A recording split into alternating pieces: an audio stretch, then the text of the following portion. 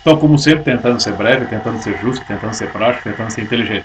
Então, outro dia, eu estava conversando com alguns amigos e alguns parentes a respeito do aborto. Estávamos todos reunidos e eu posso me sentir, vamos dizer assim, um felizardo, porque a maior parte das pessoas que me cercam são contra o aborto. Porém, quando o assunto começa a entrar na sexualidade, porque afinal de contas, para que um ser humano comece a ser gerado no ventre de uma mulher, é necessário um ato sexual. E quando entramos no assunto sobre como os bebês vão parar nos ventres das mamães, o que envolve muitas vezes as nossas escolhas, né, nossas preferências sexuais, aí o assunto se torna um pouco mais chato e a consciência, muitas vezes a nossa consciência pifa. Nós sempre tentamos fugir da nossa responsabilidade de algum modo. Então, estávamos falando sobre. Eu quis evocar ali muitas vezes na conversa o que o professor Olavo fez lembrar sobre Santo Agostinho. Santo Agostinho definia aqui o ato, humanamente falando, o ato sexual legítimo é aquele que deixa em aberto a possibilidade da procriação. Esse é o ato sexual legítimo. E São Tomás de Aquino também já tocou nesse assunto, explicando que também não dá. É muito difícil haver sexualidade humana sem prazer. Né? E é claro que não se trata de condenar a vida sexual das pessoas. Não é questão disso. Né? Mas, assim, em geral, muita gente, na atualidade, por toda parte, as pessoas dão um valor muito, assim, superestimam a vida sexual, né? Mais ou menos como aquela crítica que o Viktor Frankl fez, as pessoas têm que ter orgasmo quase toda semana ou quase todo dia. Vamos dizer, como as pessoas superestimam isso, então o que acontece? Muitas vezes elas estão utilizando de meios para que dessas constantes atos sexuais não surja uma gravidez indesejada, vamos dizer assim. Então aí começam as desculpinhas. Ah, veja bem, eu não fiz isso, eu não fiz aquilo. Veja bem, eu não me sinto culpada porque eu tomei a pílula do dia seguinte, então eu não vou engravidar. E o pessoal ficou um tanto irritado com os meus questionamentos. Embora eu não tenha me colocado à parte dos meus questionamentos, eu também faço. E o que eu quero dizer é o seguinte, que todos os atos ali nossos, né, seja uma relação sexual ou a própria questão da masturbação, né, a masturbação, sobretudo, vamos dizer assim, é um ato de busca de prazer solitária que, vamos dizer assim, não deixa em aberto a possibilidade da procriação. Aquilo que deveria ser, aquela essência que deveria ser despejada no útero de uma mulher acaba sendo despejada no vaso sanitário. Né? E nos atos sexuais, onde as pessoas procuram se prevenir de não engravidar, vamos dizer assim, todos os diversos meios são utilizados. Agora, não que essas coisas vão nos levar para o inferno, são moralmente tão condenáveis. A questão é a seguinte, é que nós, de certa forma, sempre estamos, de alguma maneira, colaborando com isso. Não que, vamos dizer, uma mulher que toma uma pílula para não engravidar não quer dizer que ela esteja abortando, mas, de alguma maneira, ela está colocando a sua sexualidade acima do desejo de ser mãe. É essa a questão. Não que as pessoas tenham que deixar de fazer sexo. A questão é bem complicada, realmente. São as nossas tensões entre o dever e o prazer.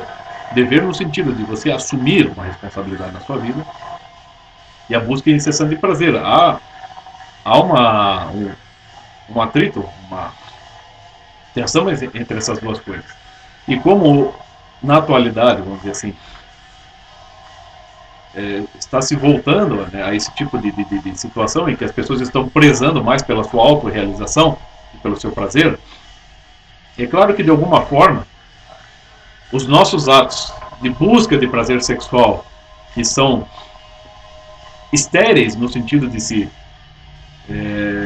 gerar novas vidas, de certa forma, no meu entender, contribuem para fortalecer o debate abortista. E se a gente reparar, não precisa nem citar o Código Canônico aqui, mas se a gente reparar, mesmo no Código Penal, que permite o aborto em uma ou outra situação, ainda assim você pode reparar que no Código Penal ele foi escrito de modo, principalmente esse artigo, o artigo 128, vamos dizer assim, se foi tomado um imenso cuidado, né? Ele foi redigido com muita responsabilidade no sentido de não se desumanizar, né? O que eu quero dizer? Eu vou ler aqui ali o artigo. Artigo 128. Não se pune o aborto praticado por médico em, né, inciso 1, se não há outro meio de salvar a vida da gestante. 2, inciso 2, se a gravidez resulta de estupro e o aborto é precedido de consentimento da gestante ou, quando incapaz, de seu representante legal. Ou seja, não se pune, o crime está ali. Qualquer aborto que seja praticado, que não seja um aborto natural, mas que seja praticado por um profissional de medicina com o consentimento da gestante, ele sempre será um crime. Ele é um assassinato. Só que em determinadas situações ele não se pune. Portanto, não se está relativizando a vida humana.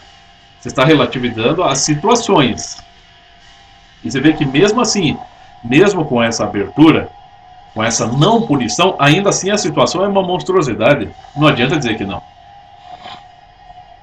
Ah, mas se a mãe pode morrer, né, então você tem que optar pela vida da mãe ou da criança. Ou o feto já está morto, então você tem que optar pela vida da mãe. Claro, a situação não deixa de ser ruim, não deixa de ser triste, não deixa de ser uma situação perigosa. Agora, ela não é também uma situação bonita, né?